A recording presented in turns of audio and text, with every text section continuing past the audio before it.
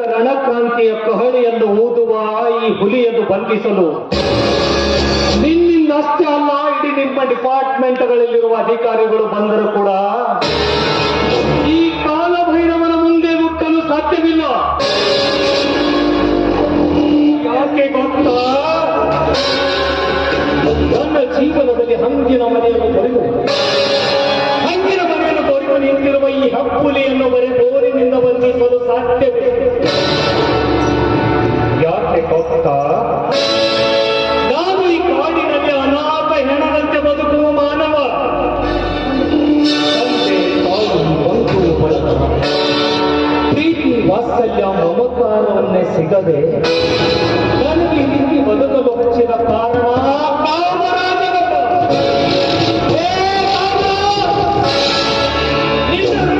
ಕಂಡಾಡಿ ನಮ್ಮೂರ ಗೌರವನಿಗೆ ಕಟ್ಟದಿದ್ದರೆ ನಾನು ನಿನ್ನ ಚಿಕ್ಕಪ್ಪನ ಮಗ ಕಾಲಭೈರವನೇ ಅಲ್ಲ.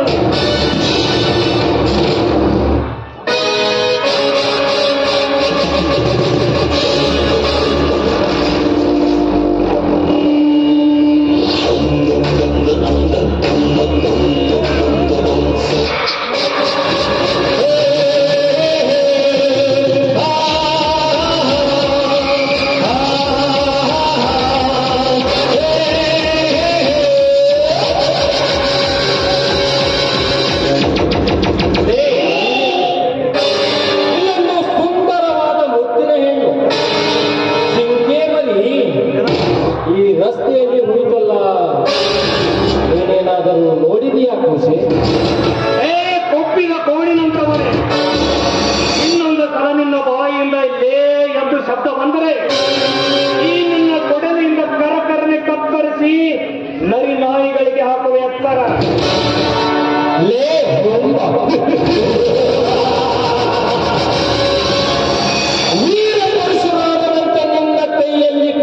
ತಗಡಿನ ಕೊಳ್ಳಿ ಹಿಡಿದುಕೊಂಡು ಕುರಿಗಳಿಗೆ ತಪ್ಪಲು ಕಡಿಯುವ ಕೊಳ್ಳಿ ನಿನ್ನ ಕೈಯಲ್ಲಿ ಇದ್ದ ಮಾತ್ರಕ್ಕೆ ನೀನೇನೋ ವೀರನೂ ಅಲ್ಲ.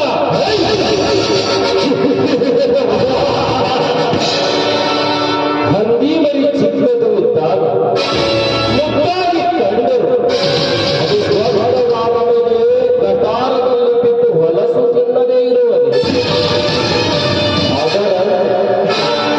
ಅವರು ಬೀದಿಗೆ ಆಳಿಸಿದ ಅನ್ನವನ್ನು ತಿಂದ ಮಾತ್ರಕ್ಕೆ ನಾನು ಶಕ್ತಿ ಯುಕ್ತಿ ಅಂತವನು ಎಂದು ಈ ಸಾವಿರ ಹಳ್ಳಿಯ ವಾರದಾರನಿಗೆ ಜನರೊಪ್ಪಿಸಿ ಮಾತನಾಡಿದರೆ ಬಿಸಿ ರಕ್ತ ಕುಡಿಯುವ ರಕ್ತ ಬೀಜ ಸುರಬೇಕಾಗುತ್ತದೆ.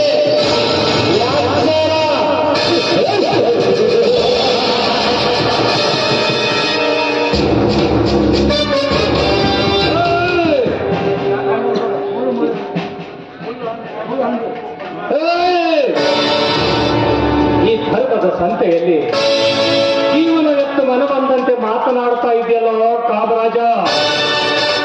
ಹೊಲಸ ಹಂದಿ ನಾನಲ್ಲ, ನೀನು.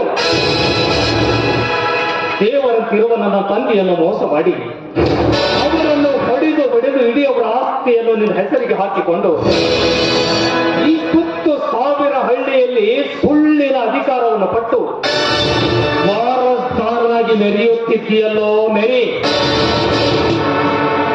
ಕರುಳಿನ ಕುಡಿಯನ್ನು ಕತ್ತರಿಸಿ ಹಾಕಿ ಒಂದು ಬಳಗದವರ ರಕ್ತವನ್ನು ಮೈಸಾಸುರನಂತೆ ಕುಡಿದು ಬದುಕುವ ನೀನು ರಕ್ತ ಬಿಸಾಸುರ. ನಿನ್ನ ರಕ್ತ ಸಂಬಂಧವನ್ನು ಕತ್ತರಿಸಿ ಹಾಕುವ ಸಮಯ ಸನಿಯಕ್ಕೆ ಬಂದಿದೆ ಗೌಡ. ರಕ್ತ ಸಂಬಂಧಿ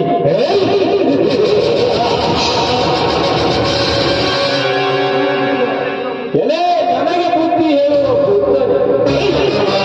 ಜೋರಿಗೆ ಬಾಲದಲ್ಲಿ ವಿಷ, ಹಾವಿಗೆ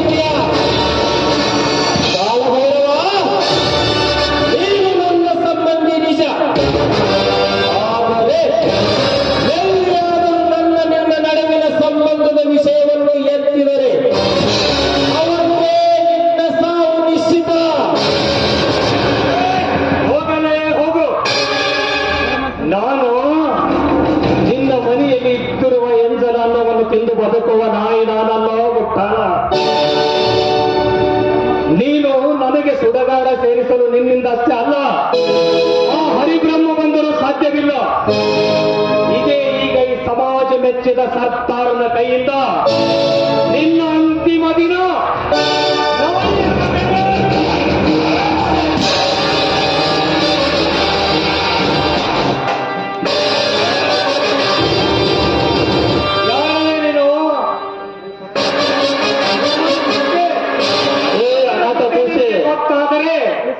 ನಿನ್ನ ಕಾಲಲ್ಲಿರುವ ಮೆಟ್ಟಗಳನ್ನು ಕಡಿದು ಹರಿವಾಗಿ ಹೊಡಿತೀಯ.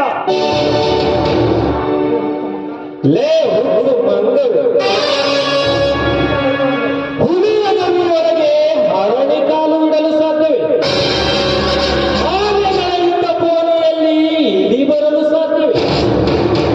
ಕಳ್ಳಿಯ ಗಿಡದಲ್ಲಿ ಸಿಹಿ ನೀರು ಸಿಗಲು ಸಾಧ್ಯವೇ? ಅದರಂತೆ ಈ ಕಾಮರಾಜನಿಗೆ ಈ ಕರುನಾಡಿಗೆ ಕರುಣಾಮಯಿ ರಚಿಸಿದ ಚಕ್ರವ್ಯೂಹದ ಚಕ್ರಕೋಟೆಗೆ ಕಾಲು ಇಟ್ಟಿದ್ದೀಯ.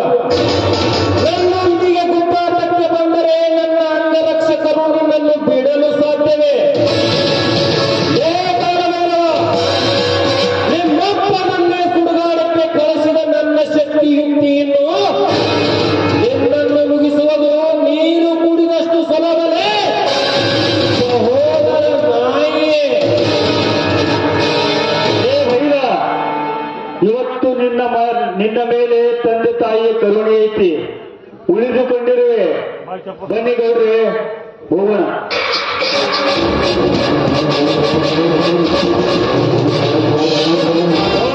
ನಾಯಿಗಳ ಹೋಗಿ.